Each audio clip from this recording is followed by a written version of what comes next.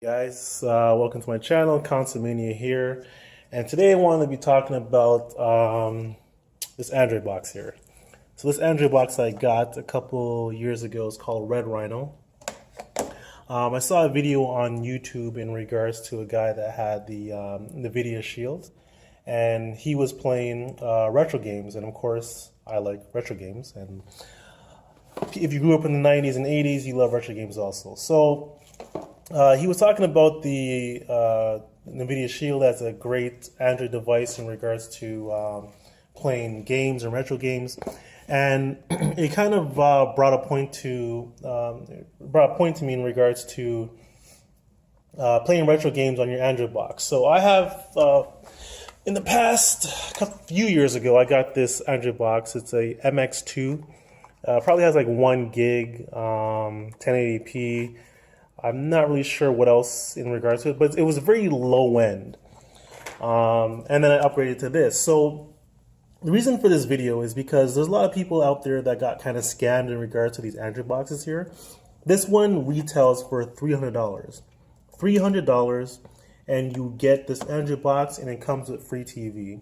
What they don't tell you is that sometimes that free TV only lasts is like 6 months to 1 year. Luckily for me, mine lasted 2 years, and luckily for me, I had a friend that was kind of doing tech support for that company, so I got it for free. But for those who got scammed out and think it's just paperweight now, if you are into video games and other stuff, these things can come in handy. So for one, this is the box that came in. Again, Red Rhino. Not trying to advertise or anything like that, but it has 2 gigs of RAM, 16 gigs onboard memory, Wi-Fi, which is that thing there. 16 times more powerful than, I guess, let's say, the old one. Yep, and I'm not going to show you what's in it because that's not what really matters. It came with this remote, but of course you can't game on this remote. Now, I'm going to show you what you can do with this box that'll cost you around $2.70 Canadian. I do apologize for the reflection that you'll see in this TV because it is a 50-inch plasma TV. And off the bat, so let me show you guys like this. So Red Rhino right there, right? Now, as you can probably see, I do have some other stuff on here like Streets of Rage, whatnot. So the application that you're going to want to use is called RetroArch. RetroArch is an application that you can download from the App Store. It's nothing that you have to sideload or anything like that. It's available on the Play Store. So what you can do. Now, I'm not going to show you guys how to set up RetroArch. I'm not going to show you guys all that tutorial. I'll leave a link in the description, or description in the link, in regards to, well, I don't know which way it's around. I don't know which way, whatever. But I'll leave a description in regards to who showed the way in regards to having something like this done. I'm just going to show you that you guys are able to use retro games on your device. So as I was saying, you can, for $2.70 on the Play Store, you can go to this here called 6-axis control. Now what this is, it allows you to use a Bluetooth controller, or more importantly, like a PlayStation 3 to a PlayStation 4 controller, and use it on your Android box. Now I have a USB setup here, and the reason why I have it, sorry, somebody was just messaging me, I'm using my phone to record. You can use it and plug it into your PlayStation 3 controller like this. I'm pretty sure you can possibly do it remotely, like wirelessly, sorry. All right, guys, so sorry about that, a little bit of a technical glitch. So back to the Red Rhino. So yeah, so get this 6S controller app for $2.70. Download the RetroArch from the Play Store. And again, I'm not going to show you guys how to install it. I'll leave the description and the link below. So let's get right into it. So as I was saying before, the Red Rhino hooked up to USB. Now the one thing I did notice I'm not going to show you guys right now. I'll probably show you guys a little later on. So you see how the light is flashing there? Not sure if you guys are able to see that or not. So once you take out the USB, my PlayStation 3 actually turns on. So it's not, I don't believe it's connected through Bluetooth. There may be a setting within this application to do that, but for now, I'm just using it with the wire. Later on, I'll figure out how to do wirelessly, but for now, I'm just going to go with the wire because if I take it out, the PlayStation 3 will start, and I don't want that. So, as you can see right now, pushing the buttons and nothing really happens. You have to push the PlayStation middle button, configures at the bottom as you saw there, and bam. So this is my first time going to be trying out these emulators. So let's, how do we find the elevator? How are we going to do this? How are we going to do this? Where are you? Let's go load content. Oh, no, you know what? No, I actually, yeah. So as I said before, this is my first time trying this, so this is the reason why this is happening. So what I'm going to do. So I have here a 2 gig card. So you put this into your computer, you download the ROMs. I had the ROMs already. It's not a ton of ROMs. It's only a 2 gig memory card. So I'm doing this for testing. I have a 16 gig that I'm going to use later on. So with the memory card that you're going to use, I'm going to put it right into the Red Rhino. You can put it onto the 16 gig hard drive on the actual emulator, but for now I'm going to do it from the memory card, and kind of springs in like that. So we're going to start back up RetroArch. The memory card is in the Red Rhino. And we are going to go find our, okay, yeah, so this is what we're going to do. We got to scan. We're going to have to scan it. So where are we going to find our, I believe the scan, this was the one to scan. Nope. Nope. I'm looking for the SD. Ah, SD card. Whoop, push the wrong button.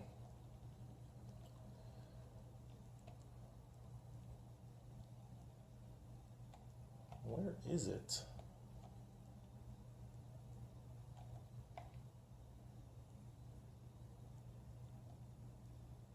Hey guys, so sorry about that. I had to splice in the video. I was having some problems. So when I put the SD card on, or sorry, the ROMs on the SD card, the RetroArch wasn't able to pick it up. So what I did is I had to manually move the ROMs from the SD card over to the 16 gig of hard drive. So let's start up again now. So what we're gonna do, I still haven't found out where the actual emulators are. You have to download the emulators, so where did I put it? I put the stuff on here. It should be around here. Scan complete. Doesn't look like it'll be here.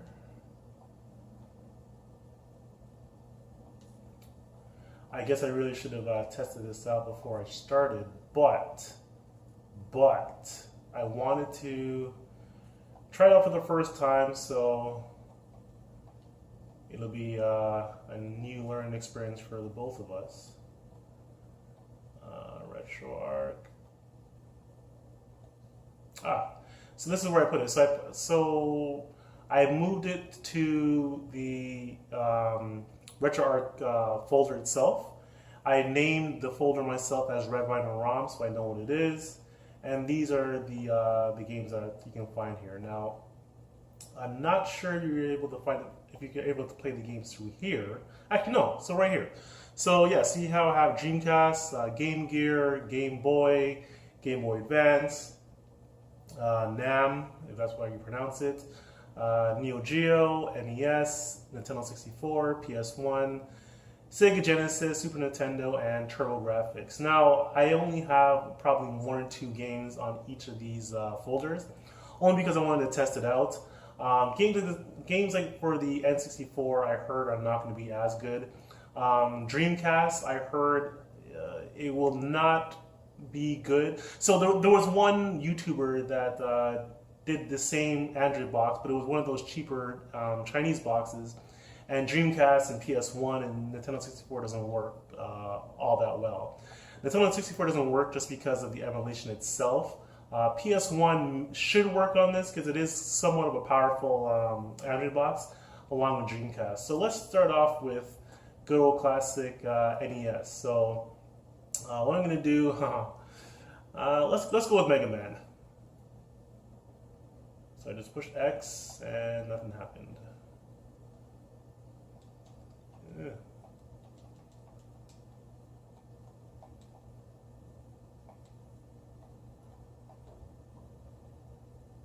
Oh, because I think it's Ganon, right? All right, so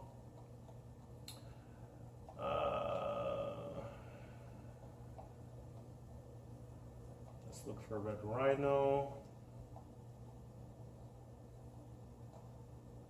Retro Arc, Red Rhino, NES. Let's go with Mega Man.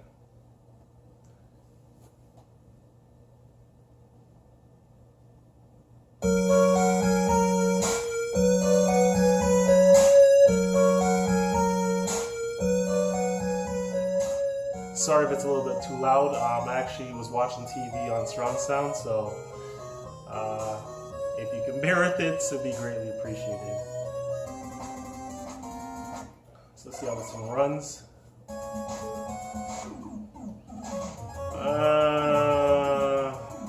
Let's go with Flash Man. This is Mega Man 2 for the NES. You can also set the settings so that, remember, this is an Android box, right? So you can always set the settings so that you don't have the on-screen buttons on there. So that's what I did with this, because I have a plasma TV. My thing is burn-in, so with me being able to remove those settings on there, it's a lot better in that case.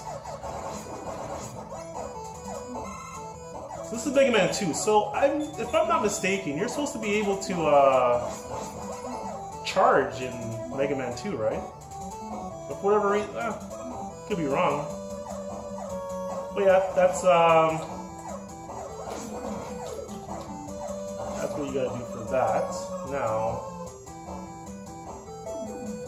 sorry. So I'm just trying to see how I can go back to the main menu. I think what you had to do was preset that on your. You need to preset it from before, but of course I didn't do that. And for whatever reason, I'm not able to go back on my actual Android controller. So yeah, this is Mega Man for the NES.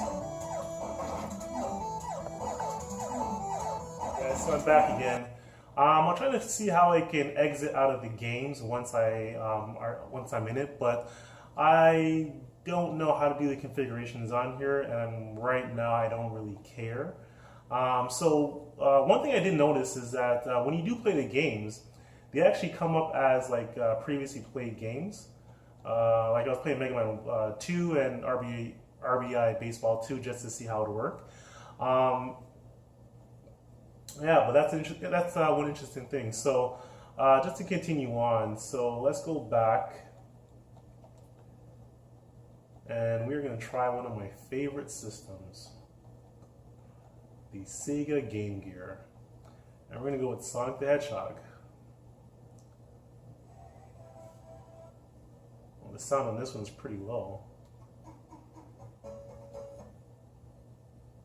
I'm sure it's just an emulator thing. The screen looks kind of too big, also. But again, that's also something that you can actually change within the application. So I remember playing this on the Sega Game Gear. The Sega Game Gear was ahead of its time. I was never really into Game Boy. Fun fact: I'm a Nintendo guy, but for whatever reason, I've never been into Nintendo's first-party games. I was never into the Game Boy. So yeah. All the tricks are still there. Again, the sound is pretty low on this. It's probably, I don't know if it's the emulator or something they have to change within the emulator itself, but you're able to play Game Gear.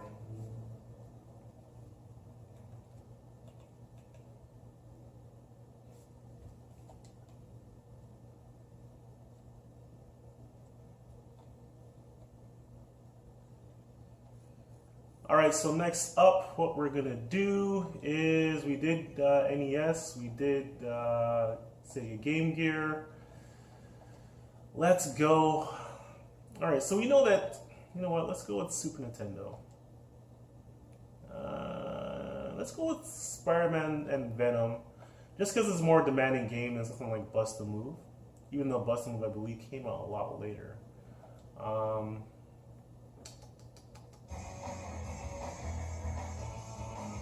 I remember this game,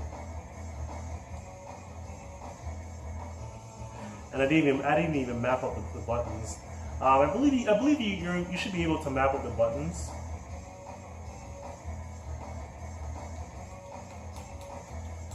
But again, this is just a quick tutorial. We're both trying this for the same time, so.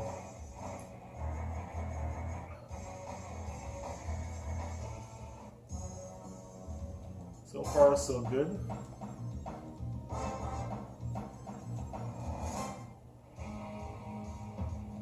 And there I am, Spider-Man. So I want to try out Spider-Man just because it looks like it's a lot more demanding game.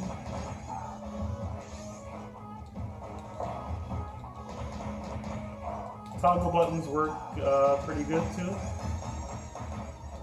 And just so you can see, like, I don't know, I should have kind of showed you this. So, I am playing my Sony PlayStation 3 controller.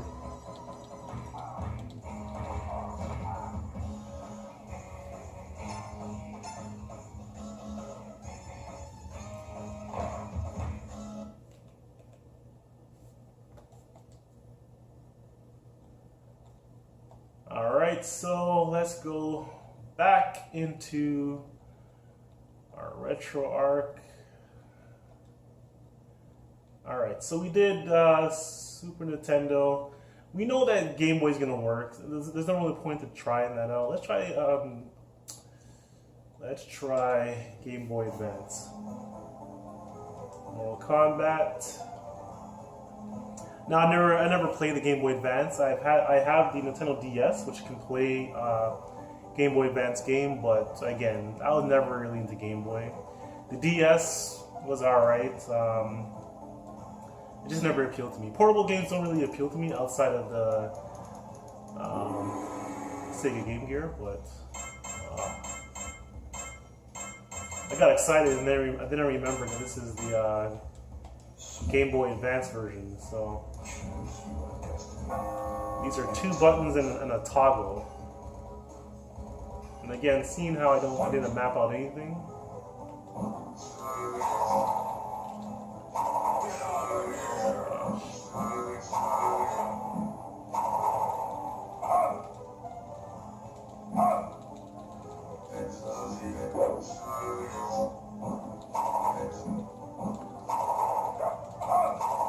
Yeah, two buttons, I forgot again. Well, that's an embarrassment.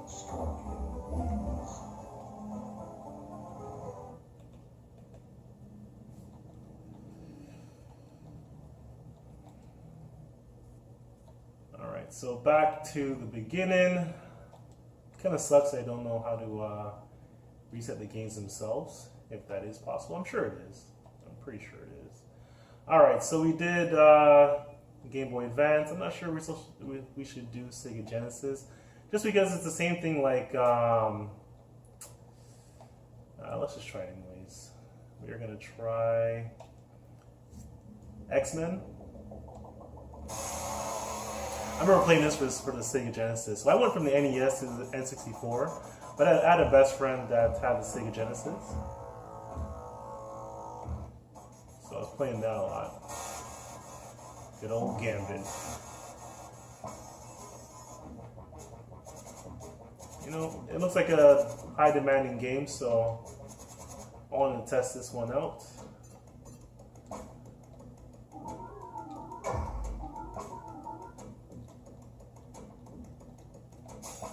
Oh, and there's 3 buttons in this one, right? Oh, this game, I'm definitely going to be playing this game again. Oh, I forgot about how nice this game was. And there's like a secret passage here. Alright. Bam!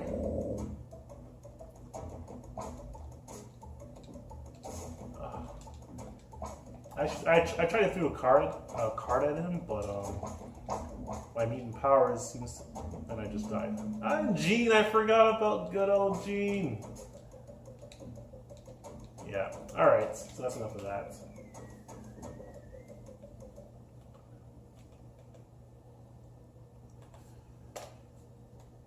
All right. So we did Genesis.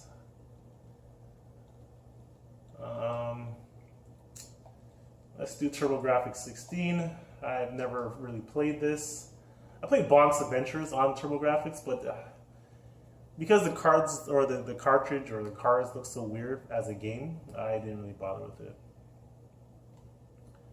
And TurboGrafx, are you there?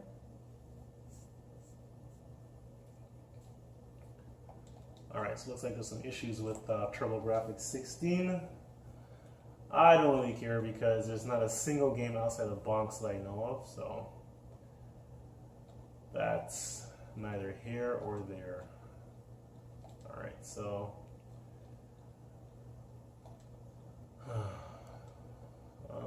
okay, so Neo Geo. Do we have to do this one? I guess let's do Samurai Showdown. And I don't know if it's here. No. Yep, it should be here because no, picked the wrong one. Picked the wrong one. It just crashed. So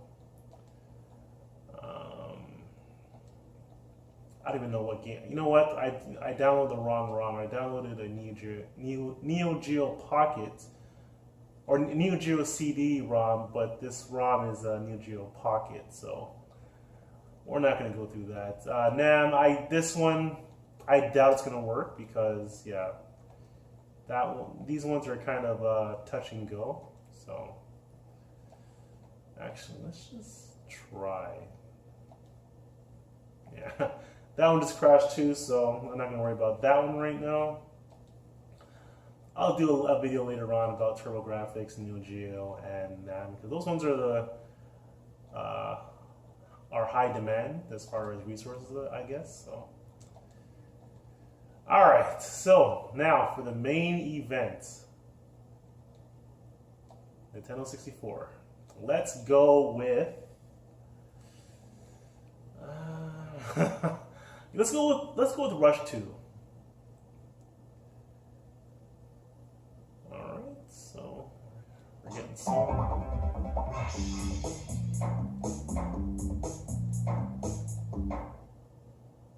Is it gonna run?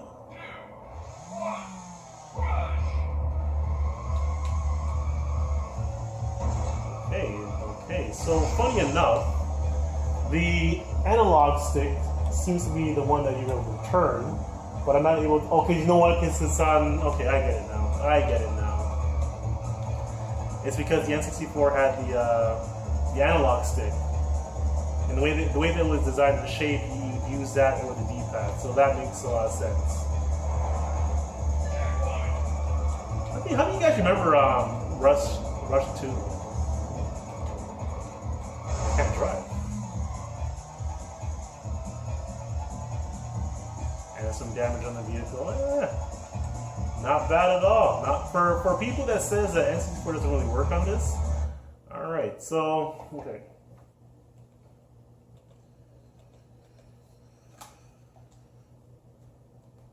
All right, so back to the beginning again. I want to try the N64 again, just because people always say that these N64s don't work. Now, not all the games don't work.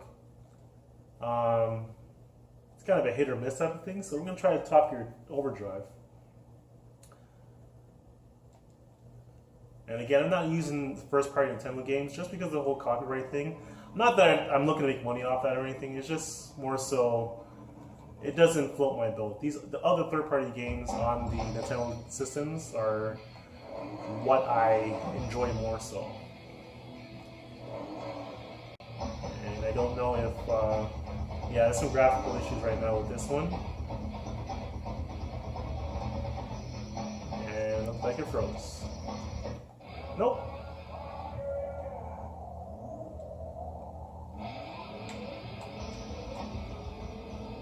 And this one again, you have to use the analog left side.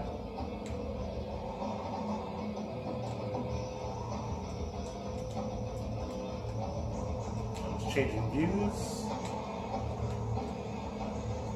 Not too bad, not too bad. Now, aside from the menu, I don't see any issues in regards to the graphical interface of the, at least for this game at least. I remember playing this game on the N64. I was so excited to play it. It's a very easy game to play and beat. As you guys may know, I love. Wait, did I get Nitro? Did I get Nitro? Anyways, yeah, I played the N64. The Super Nintendo version of this, which is Top Gear 2, which is my favorite game of all time. Yeah, but it's not really worth all that much. Alright, so that one works.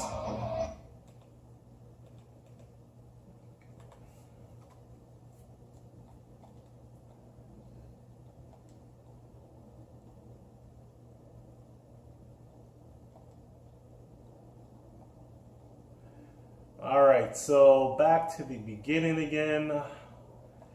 Just for argument's sake, let's try Mortal Kombat Trilogy, yeah.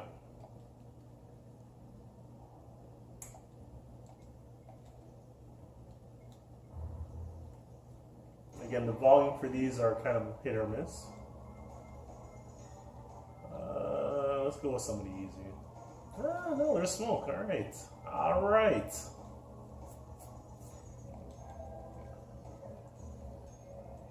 This is all from an Android box too, guys.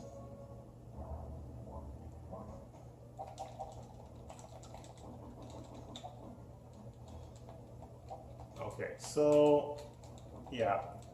Again, so I'm Smoke, right? So, I mean, I don't have the punch button because, or sorry, the kick button because it doesn't allow me to, well, not that it doesn't allow me, but I just haven't mapped my keys for this. Because again, it uses emulators straight from like the Google Play Store, so you're gonna have to do it from that end. I don't have time to do it right now. Once I get satisfied with how everything is set up or running, then I can tinker with it later on. And the good thing with this thing too is you can play with 2 players. It's not just one, as long as I guess you have your USB cable. So enough of that.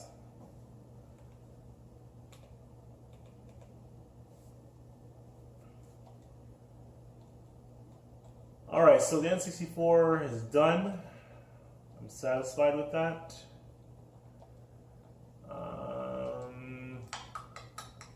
Alright, so let's go with PlayStation 1. I got Rival Schools. Now this should be in an, you know what, I don't know if this will work because of the type of ROM that I got. But let's just try anyways. No, it doesn't work.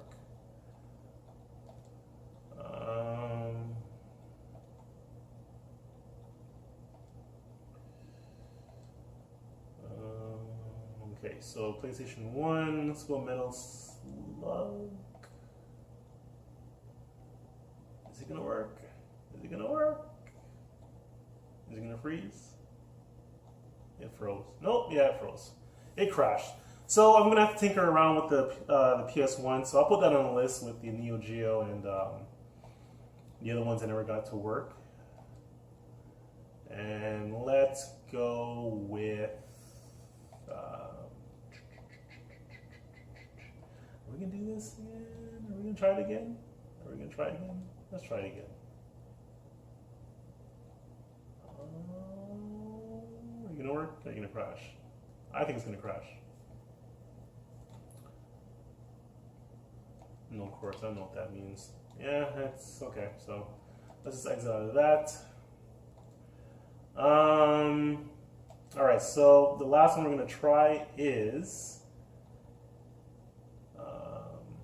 Dreamcast. Now, I don't think it's crashing because of the limitations of the device. I just think it's crashing just because it's not set up properly, or the ROMs that I downloaded aren't really reliable. And Dreamcast didn't work also. So, I'm going to have to do another video in regards to the major higher ups in the emulation goes. That should be fun. Now, one thing I did want to mention is on the Android box, like as you can see here, I do have Streets of Rage. I do have some other fighting games and like Sonic 2 or some sort of Sonic that was on here, and also a Game Gear application. So like you can also have apps and it'll work the same way. Like for instance, the Game Gear app here.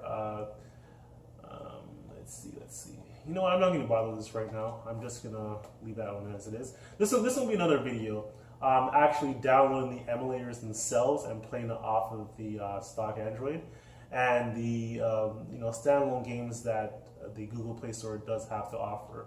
So on that note, again, this is the Red Rhino. If you do have an Android box, whether it be a cheaper one or be a higher end one, give RetroArch a chance. You'll be able to play anything from the Game Boy up into, at least right now from what we tested, to the N64. As I said before, there's going to be a link to the YouTube video that I saw where the guy actually set this up. And he was able to run, I believe up to N64, but he does have Dreamcast and he does have PS1, but he was saying that the frame rate may not be as good. But we're going to test it out on our Android boxes and see how that works out. Until then, guys, I hope you guys enjoyed this and found it informative, and have a great day. Take care.